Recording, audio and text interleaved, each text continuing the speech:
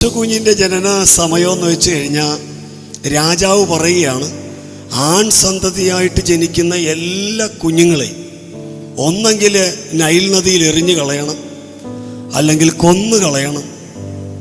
കാരണം ഫറവോനും ഫറവോൻ്റെ രാജ്യവും ഫറവോൻ്റെ ലീഡർഷിപ്പും ഏതോ ഒരു കുഞ്ഞിനെ പേടിക്കുന്നു.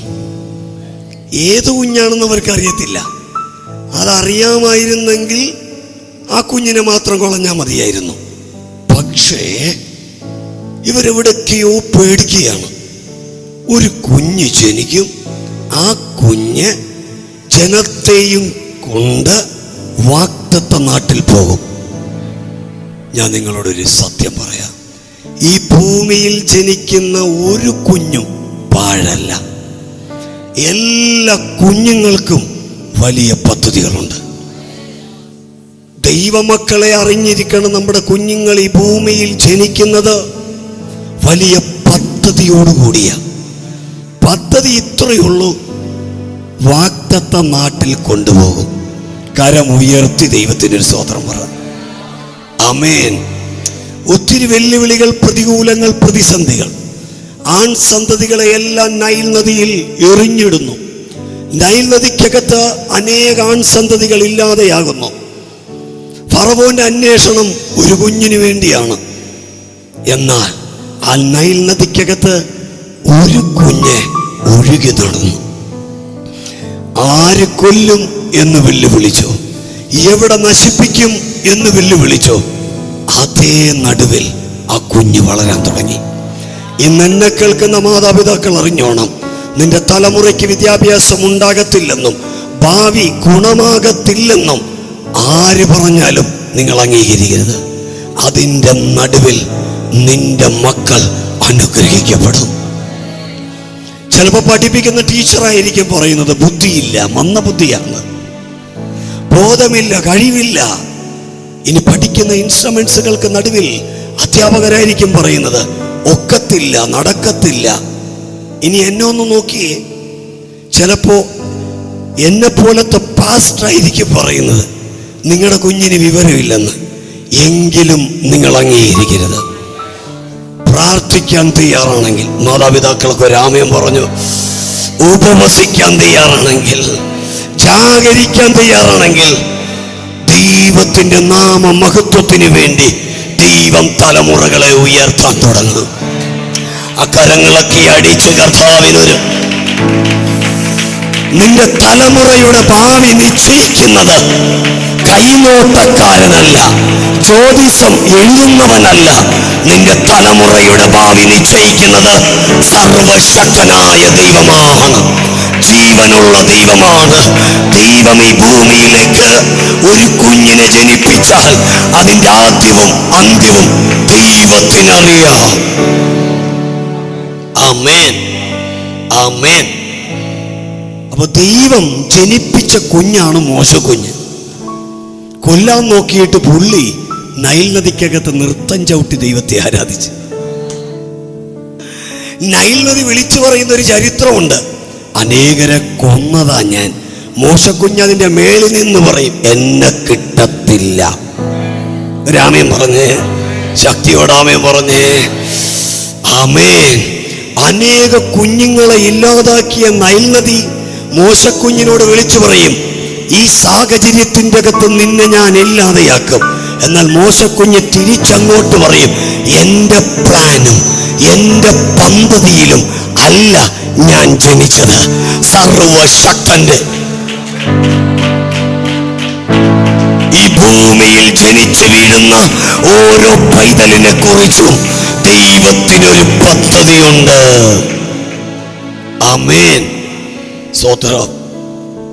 ദൈവമക്കളെ, അനുഗ്രഹിക്കപ്പെട്ട കുഞ്ഞാ മോശ. കാരണം നൈൽ നദിയുടെ മേൽ അവനിങ്ങനെ പരന്നു നടന്നു.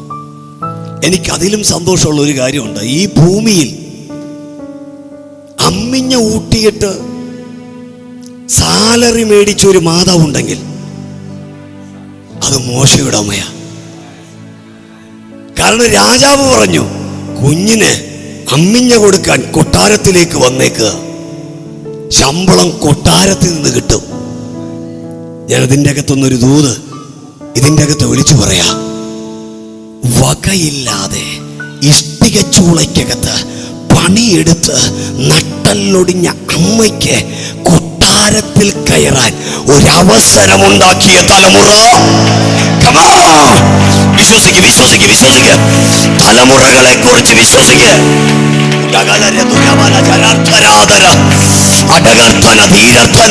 ഇഷ്ടിക ചൂളയ്ക്കകത്ത് പണിയെടുത്ത് കഷ്ടപ്പെട്ട് പെറ്റതള്ളയുടെ നടുനിവർത്തേണ്ടതിന് കൊട്ടാരത്തിന്റെ അകത്ത് ഭോജനം കൊടുപ്പാൻ, മാന്യത കൊടുപ്പാൻ ജനിച്ച ഒരു കുഞ്ഞാണ്. ഇന്ന് ഞാൻ നിന്നോട് വിളിച്ചു പറയാം, നിന്റെ തലമുറ പാഴല്ല. നിന്റെ തലമുറ പാഴല്ല സഹോദരി, നിന്റെ തലമുറ പാഴല്ല പിതാവേ. ഈ കുഞ്ഞങ്ങാനും ജനിച്ചില്ലായിരുന്നെങ്കിൽ ഈ തള്ള ഇഷ്ടി ഉണ്ടാക്കിയാനെ. സത്യമല്ലേ ഞാൻ പറയുന്നേ?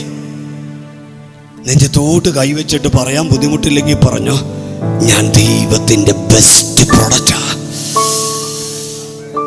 ഞാൻ ദൈവത്തിന് ഏറ്റവും ഇഷ്ടപ്പെട്ട ആളാ, ഞാൻ നിമിത്തം എന്റെ മാതാപിതാക്കൾ അനുഗ്രഹിക്കപ്പെടും.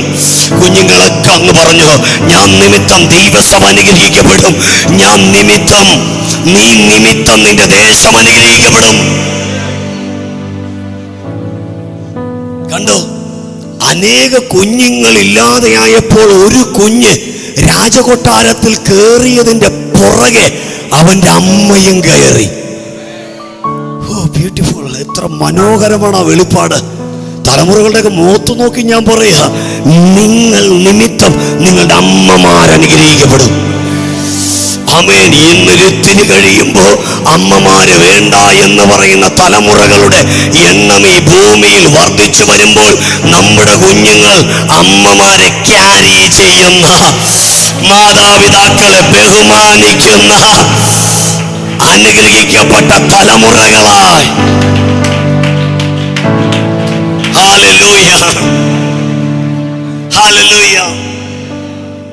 ഈ ഫറവോന്റെ മോനായിട്ട് ദത്തെടുക്കപ്പെട്ടിരിക്കുക ഈ കുഞ്ഞ്. ഈ കുഞ്ഞിന് പാല് കൊടുക്കണമെങ്കിൽ പ്രോട്ടീനും മിനറൽസ് എല്ലാം അമ്മിഞ്ഞത്തിൽ കൂടി കിട്ടണം. അതുകൊണ്ട് എൻ്റെ ഭാവനയാണേ, അമ്മയോട് പറഞ്ഞിട്ടുണ്ടാവും, നല്ല ഭക്ഷണം കഴിക്കണം.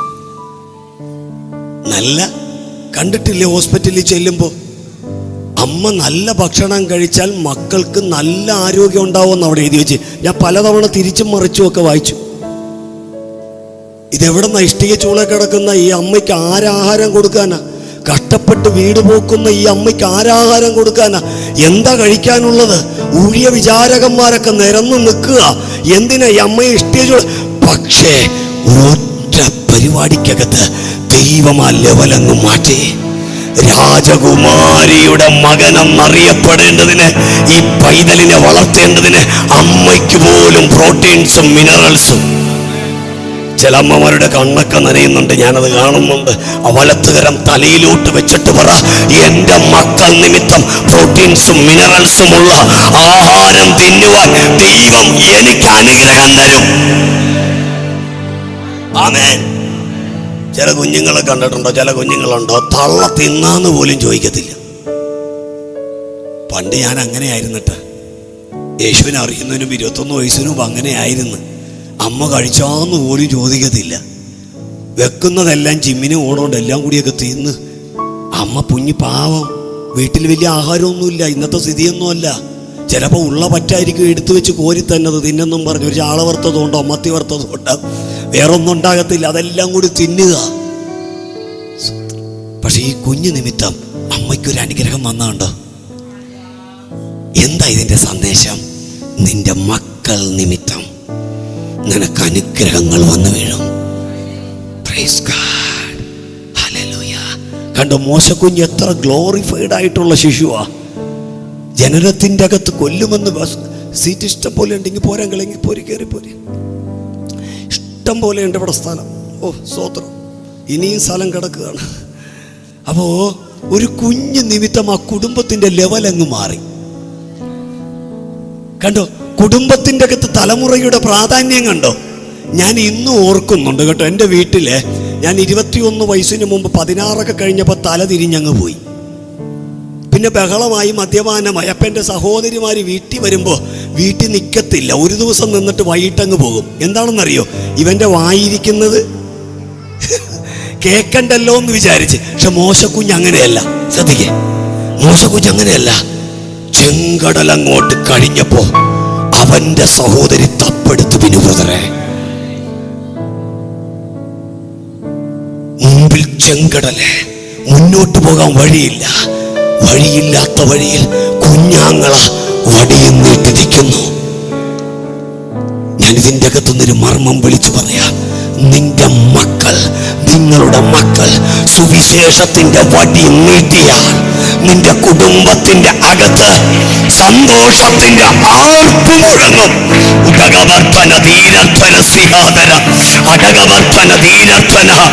നിങ്ങൾ നിങ്ങളുടെ കുടുംബത്തിന് അനുഗ്രഹമാണ്. നിങ്ങൾ നിങ്ങളുടെ മാതാപിതാക്കൾക്ക് അനുഗ്രഹമാണ്.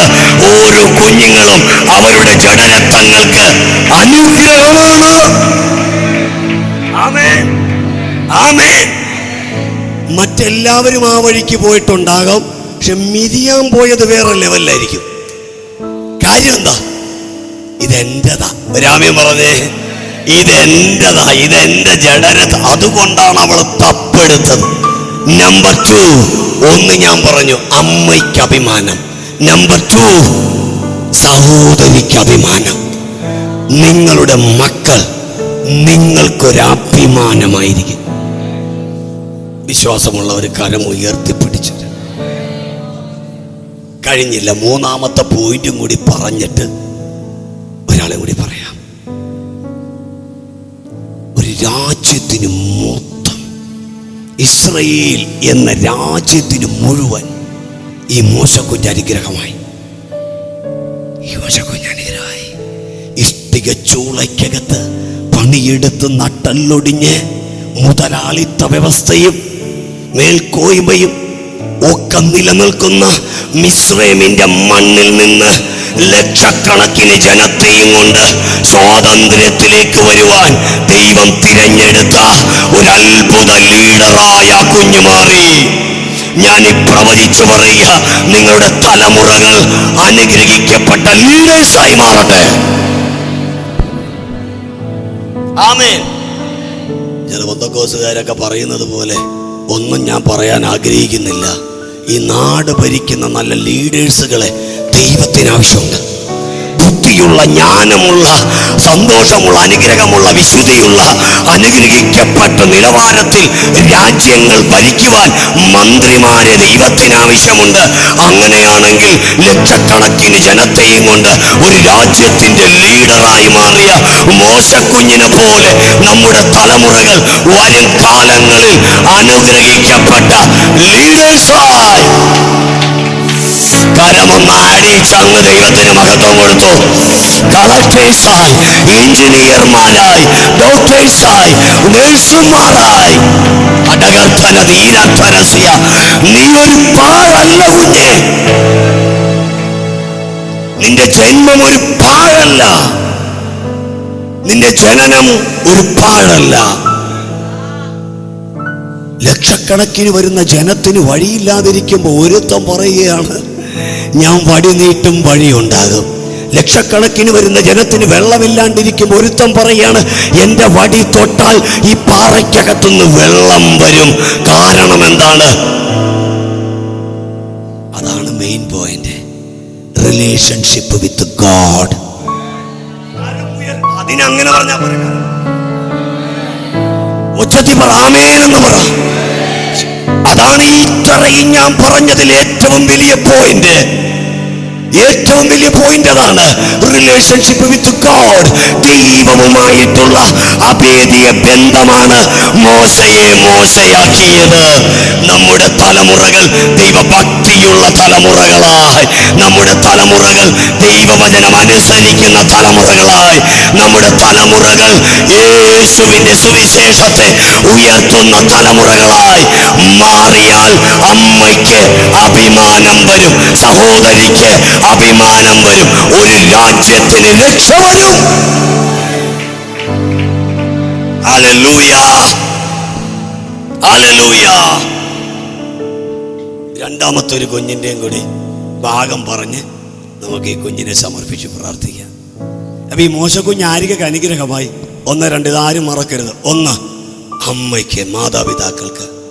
2 സഹോദരി ജഡരത്വങ്ങൾക്ക്, അതാണ് കറക്റ്റ് വാക്ക്.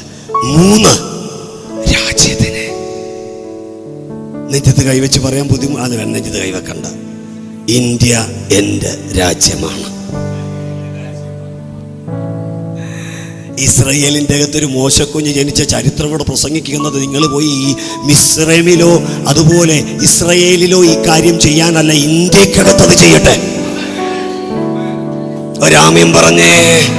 ഞാൻ ഇസ്രയേലിന്റെ ചരിത്രം ഇന്ത്യയിൽ നിന്ന് പ്രസംഗിക്കുന്നത് ഇസ്രയേലിന്റെ മഹത്വം വർണ്ണിക്കാനല്ല, മറിച്ച് ചില മോശമാർ ഇന്ത്യയിൽ നിന്ന് എഴുന്നേൽക്കട്ടെ. അതിന്റെ സ്ഥലം ഇഷ്ടം പോലെ ഉണ്ട്, കയറി. അടുത്തൊരു കുഞ്ഞുണ്ട്. ആ വാക്കൊന്ന് കണ്ടുപിടിച്ച് വായിക്കാൻ പറ്റുമോ? അവരെല്ലാവരും അതിശയിച്ച് ചോദിച്ചു, ഈ കുഞ്ഞ് എന്തായി തീരുമെന്ന്. ചോദ്യമാണ്, മാനസിക വികാരങ്ങളുടെ ചോദ്യമാണ്. ഈ കുഞ്ഞ്, എൻ്റെ പൊന്നു സുഹൃത്തുക്കളെ, 4 മക്കളുണ്ടായെന്നൊക്കെ വലിയ കാര്യത്തിൽ പറഞ്ഞില്ല, പലപ്പോഴും പണ്ട് ചിന്തിച്ചിട്ടുണ്ട് എന്തായി തീരുമെന്ന്. എന്തായിത്തീരുമെന്ന് പലപ്പോഴും ചിന്തിച്ചിട്ടുണ്ട്. ഇതെങ്ങനെ വളർത്തുമെന്നും ചിന്തിച്ചിട്ടുണ്ട്. ഇതെന്ത് കൊടുക്കുമെന്നും ചിന്തിച്ചിട്ടുണ്ട്. വെറും കാർപ്പൻ്ററായിട്ട് ജീവിക്കുന്ന എന്നെ സംബന്ധിച്ച് പണ്ടൊരിക്കലേ ഞങ്ങൾ ഒരു ട്രാവലിങ്ങില്ല, ട്രെയിനിൽ പോയിക്കൊണ്ടിരിക്കുക കേട്ടോ. അപ്പോൾ മുറി ഇംഗ്ലീഷൊക്കെ പറയുന്ന സ്വഭാവം പണ്ടുകൊണ്ട് ഇന്നുമുണ്ട്. അപ്പോൾ ഈ കുഞ്ഞുങ്ങളെല്ലാം കൂടി ഒരു ബോഗിക്കകത്ത് കിടന്ന് എൻ്റെ മേത്ത് കയറുന്നു, ഞാനവിടെ കിടക്കുന്നു. അപ്പോൾ ഇങ്ങനെയൊക്കെ കണ്ടപ്പോൾ ഒരു സായിപ്പും ഒരു വെള്ളക്കാരത്തി അവിടെ ഇരിപ്പുണ്ടായിരുന്നു. അപ്പോൾ എന്നോട് അവർ മുറി ഇംഗ്ലീഷിൽ ചോദിച്ചത്, ഇതെല്ലാം നിൻ്റെ കുഞ്ഞാണോ? അപ്പം ഞാൻ പറഞ്ഞു ഇതെല്ലാം എൻ്റെതാണെന്ന് പറഞ്ഞു. 4 ഇങ്ങനെ കിടന്ന് തമിഴ്നാട്ടിലേക്ക് പോകുന്ന വഴിയാണ്. അപ്പോൾ ഞാൻ അവരോട് ചോദിച്ചു, നിങ്ങൾക്ക് മക്കളില്ലെന്ന് ചോദിച്ചു. അപ്പോൾ അവരെന്നെ തല്ലിയില്ലെന്നേ ഉള്ളൂ. അവരെന്താ പറഞ്ഞെന്നറിയോ? മക്കളുണ്ടായാൽ പോരാ, വിദ്യാഭ്യാസം കൊടുക്കണ്ടേന്ന്, തീറ്റ കൊടുക്കണ്ടേന്ന് പറഞ്ഞ് കുറെ വഴക്കായി എന്നെ പറയുന്നത്. അവർക്ക് ഇഷ്ടപ്പെട്ടില്ല എനിക്ക് ചുറ്റും 4 നിൽക്കുന്നത്. അവർക്ക് മക്കളില്ല, അവർ പറയുന്നത് മക്കൾ വേണ്ടെന്നാ പറയുന്നത്. അവർക്ക് പേടി, എന്തായിത്തീരും. വിദ്യാഭ്യാസം കൊടുക്കണമെങ്കിൽ ഫീസ് വലുതാ. ഒരു നോട്ട് ബുക്കിന് പോലും രൂപ 65, ഒരു പേനയ്ക്ക് 10 രൂപ 50 പൈസയെങ്കിലും കൊടുക്കണം. അത്രയ്ക്ക് വിലയുള്ള ഒരു കാര്യത്തിൻ്റെ അകത്ത് ഇതെങ്ങനെ? ദൈവമക്കളെ, ഒന്നും ഭാരപ്പെടരുത്, ദൈവം എല്ലാം ചെയ്യും. നമ്മളും ചോദിച്ചിട്ടുണ്ടല്ലേ, കുഞ്ഞെന്തായിത്തീരും, കുഞ്ഞെന്തായിത്തീരും. ചോദിച്ചൊരു ചോദ്യമാണ് ബൈബിളിൻ്റെ അകത്ത്. ആ കേട്ടവരെല്ലാവരും അത് ഹൃദയത്തിൽ നിക്ഷേപിച്ചിട്ട് ഈ പൈതൽ നമുക്ക് ഒരുമിച്ച് ഞാൻ ചോദിക്കുക, ഈ പൈതൽ എന്താകും? ബൈബിൾ പ്രകാരം പറ, അവൻ വലിയവനാകും. വചനം പറയുന്നത് അതാണ്. ഈ പൈതൽ എന്താകും? ഉത്തരം, അവൻ വലിയവനാകും. നിന്റെ പൈതൽ എന്താകും? ഇല്ലേ, ചില കുഞ്ഞുങ്ങൾ വീട്ടിൻ്റെ അകത്ത് തലവേദന പിടിക്കുന്ന, സ്വഭാവങ്ങൾക്കകത്ത് വേദനപ്പെടുന്ന മാതാപിതാക്കൾ ഇന്നിത് കേൾക്കുന്നില്ലേ? യൂട്യൂബ് ചാനലിലൂടെ ലൈവിൽ ഇത് കേൾക്കുന്നില്ലേ? ഞങ്ങൾക്ക് നിങ്ങളോട് വിളിച്ചു പറയുവാൻ ഒരു സത്യമുണ്ട്, നിന്റെ തലമുറ വലിയവനാ. കരങ്ങൾ അടിച്ചൊന്ന് ആരാധിച്ചോ. നിന്റെ തലമുറ വലിയവനായി മാറും. നിന്റെ തലമുറ വലിയവനായി മാറും. കാരണം നിന്റെ കുഞ്ഞിനെ സൃഷ്ടിച്ചത് അണ്ടമല്ല, ബീജമല്ല. യേശുവേ,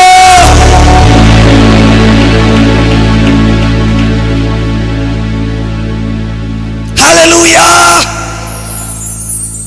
ചോദ്യം, ഇതെന്തായിത്തീരും? ഉത്തരം, വലിയവനാകും. എല്ലാ മക്കളെയും നോക്കി പറ്റുന്ന ദിവസങ്ങളിലൊക്കെ നിങ്ങൾ നിങ്ങളുടെ മക്കളോട് പറഞ്ഞോണം.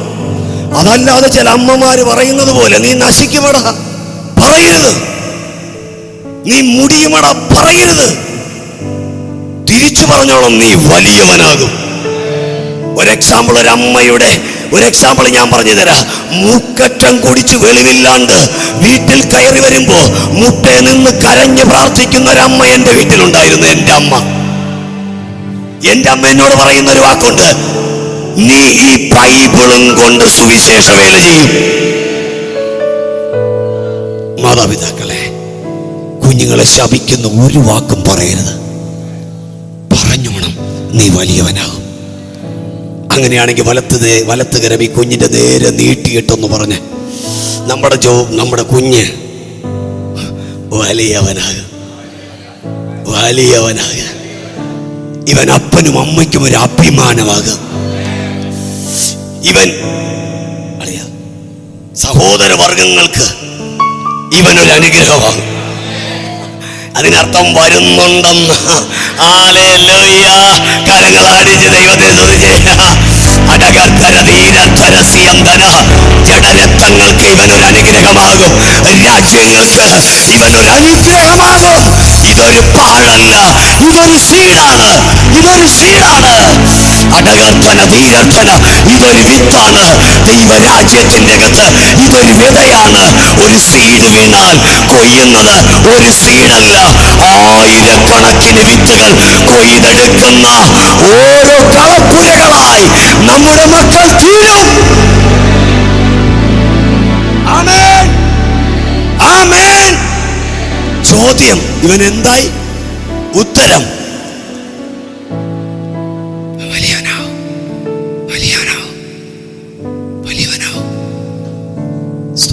വലിയവനാവും.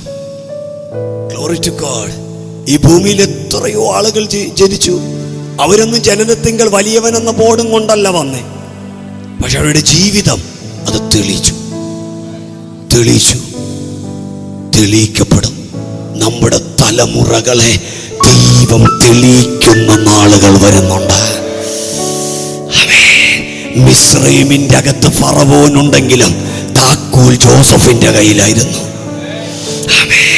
ഒരു ഭാഗവും കൂടി ഞാൻ പറയാം. മാതാപിതാക്കളെ, നിരാശയോടെയും പ്രയാസത്തോടെയും തലമുറകളെ കുറിച്ച് ഭാരപ്പെടുന്ന ആരെങ്കിലും ഇന്ന് ഈ ശബ്ദം കേൾക്കുന്നുണ്ടെങ്കിൽ, നീ ഇന്നിവിടെ വെച്ച് ചൈതന്യമേറ്റെടുത്തോണം. ഒരപ്പനും അമ്മയ്ക്കും ഒരു കുഞ്ഞ് നഷ്ടപ്പെട്ടു. ബൈബിൾ പറയുന്നു, യാക്കോബ് ഒരു കുഞ്ഞിന്റെ നഷ്ടത്തിൽ നഷ്ടധൈര്യനായി മാറി. അവന് വിറയൽ പിടിച്ചു, അവന് ഡിപ്രഷൻ പിടിച്ചു. തലമുറ നഷ്ടപ്പെട്ട വേദനക്കകത്ത് അവനൊരു റൂമിന്റെ അകത്ത് ഒതുങ്ങി നിരാശനായി. അങ്ങനെ കാലങ്ങൾ കഴിച്ചുകൂട്ടി. നാളുകൾ കഴിഞ്ഞപ്പോ അവന്റെ വീടിന്റെ നടുമുറ്റത്ത് ഒരു രഥം വന്നു നിന്നു. പിടികിട്ടിയോ? അപ്പൻ നിരാശനായി തളർന്ന് തകർന്ന് വടിപിടിച്ച് വിറച്ച് കരഞ്ഞിരുന്ന യാക്കോബിനെ പറ്റി ബൈബിൾ പറയുന്നു, ജോസഫിന്റെ രഥം കണ്ടപ്പോൾ യാക്കോബ്, ഞാൻ പ്രവചിച്ചു പറയുന്നു, നമ്മുടെ തലമുറകളുടെ രഥം കണ്ട് നീ സന്തോഷിക്കാൻ പോവാ. നിന്റെ തലമുറ നഷ്ടപ്പെട്ടിട്ടില്ല, നിന്റെ തലമുറ നശിച്ചിട്ടില്ല. നിന്റെ തലമുറ മദ്യത്തിനും മയക്കുമരുന്നിനും അടിമപ്പെട്ടാലും ഇന്നിവിടെ ഇരുന്ന് വിശ്വസിച്ചോണം, രഥം വരുന്ന നാഴിക വരുന്നു.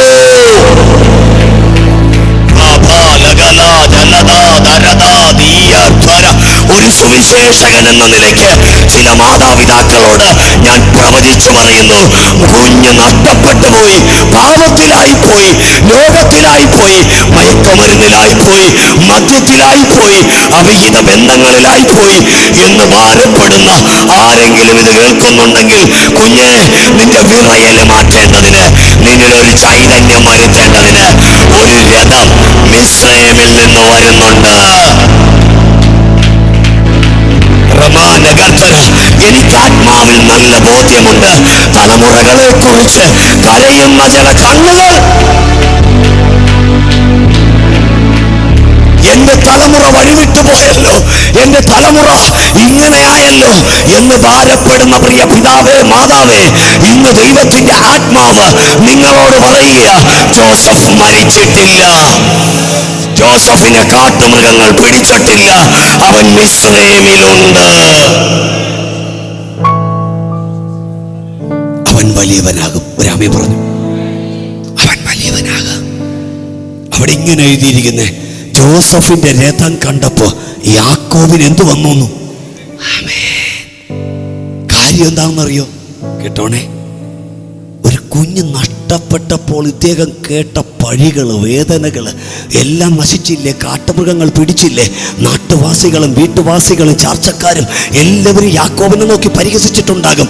വലിയ പ്രാർത്ഥനക്കാരനാ, സ്നാനപ്പെട്ടിട്ട് എന്ത് കിട്ടി, പ്രാർത്ഥിച്ചിട്ട് എന്ത് കിട്ടി, തലമുറ നശിച്ചില്ലേ എന്ന് പറഞ്ഞ് പരിഹസിച്ച പരിഹാസത്തിന്റെ മുമ്പിൽ ഒരു രഥം വന്നു നിൽക്കുക.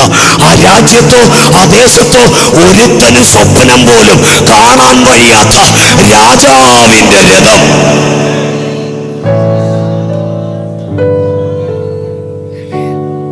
എന്റെ ഭാവന അനുസരിച്ച് രഥം വന്നപ്പോഴെ നാട്ടുകാർ ഓടിക്കൂടിയിട്ടുണ്ടാവും. അവരെല്ലാവരും ചോദിച്ചിട്ടുണ്ടാവും, വിറച്ച് മുന്നോട്ട് പോകുന്ന 80 വയസ്സുകാരന്റെ വീട്ടിൽ ഇത്രയും വലിയ രഥം എവിടുന്ന? ഉത്തരം, എന്റെ കുഞ്ഞ് മരിച്ചിട്ടില്ല. ആമേൻ. എന്റെ തലമുറ മരിച്ചിട്ടില്ല, അവൾ ഉറങ്ങുകയാണ്. ചില ഉറക്കങ്ങൾ വിട്ട്, ചില ലോകങ്ങൾ വിട്ട് ചില കുഞ്ഞുങ്ങൾ പുറത്തു വരാൻ പോവുക. യൗവനക്കാർ പുറത്തു വരട്ടെ.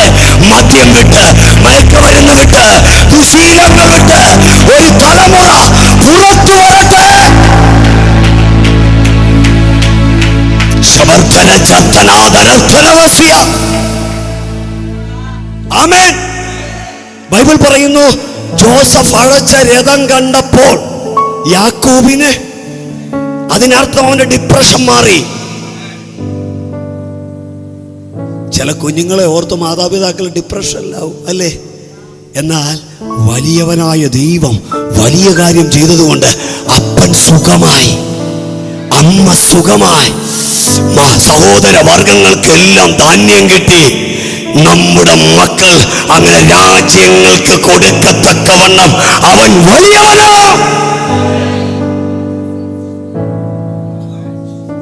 ജീസസ്. ഏറ്റവും പ്രധാനപ്പെട്ട ഒരു കുഞ്ഞും കൂടിയുണ്ട്, യേശു കുഞ്ഞ്. എല്ലാവരും വാ തുറന്ന് പറഞ്ഞ യേശു കുഞ്ഞെന്ന് പറഞ്ഞു. യേശു കുഞ്ഞ്, യേശു കുഞ്ഞ്. എന്താ യേശു കുഞ്ഞിന്റെ പ്രത്യേകത?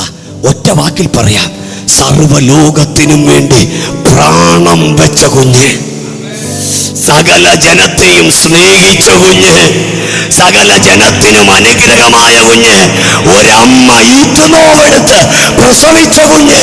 ആ കുഞ്ഞ് വളർന്നു, അവൻ വലിയവനായി. ക്രൂശ് കണ്ടപ്പോ ആ കുഞ്ഞോടിയില്ല, കല്ലറ കണ്ടപ്പോ ആ കുഞ്ഞോടിയില്ല. അവൻ വലിയവനാകും, അവൻ വലിയവനാകും. ക്രൂശ് ചുമന്ന് രക്തം ചിന്തി അധമ പാതാളത്തെ തകർത്ത് മരണപാർശ്വങ്ങളെ അഴിച്ച് യേശു കുഞ്ഞ് 3-ാം നാൾ ഉയർത്തെഴുന്നേറ്റു. ഒന്ന് വാ തുറന്ന് യേശു എന്ന് വിളിച്ച്. ഈ കുഞ്ഞ് മരിച്ചിട്ട് ഉയർത്തെഴുന്നേറ്റ കുഞ്ഞാ. ഈ ഭൂമിയിൽ നിന്നുള്ള ആദ്യ ഫലമാ. ഇപ്പൊ ഈ കുഞ്ഞ് എവിടെ ഇരിക്കുന്നേ? പിതാവിന്റെ അടുത്തിരിക്കുന്ന ആളോടൊന്ന് പറഞ്ഞു, രഥം വരുമെന്ന് പറ.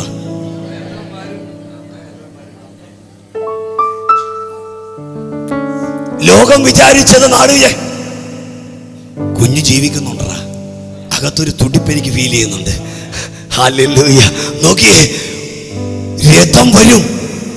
നാട് വിചാരിച്ചത്, നാട്ടുകാർ വിചാരിച്ചത് യേശു ക്രൂശിൽ തീർന്നു എന്നാ. മതം വിചാരിച്ചത്, ചരിത്രം പറഞ്ഞത് യേശു കഴിഞ്ഞെന്നാ. ഇല്ല, രഥം വരും, രഥം വരും. സഭ അതിൽ കയറും. സഭ അതിൽ കയറും. യേശു കുഞ്ഞിന്റെ രഥം വരാറായി, കാഹളം ധ്വനിക്കാറായി. യേശു വരാറായി. ചൂടമാല രഗടരഗട രഗടരാജ അഷ്ടരാജ രംഗരാജ ധീരപാല. എന്റെ യേശു മരിച്ച് അവസാനിച്ചിട്ടില്ല. എന്റെ യേശു ഇന്നും ജീവിക്കുന്നു.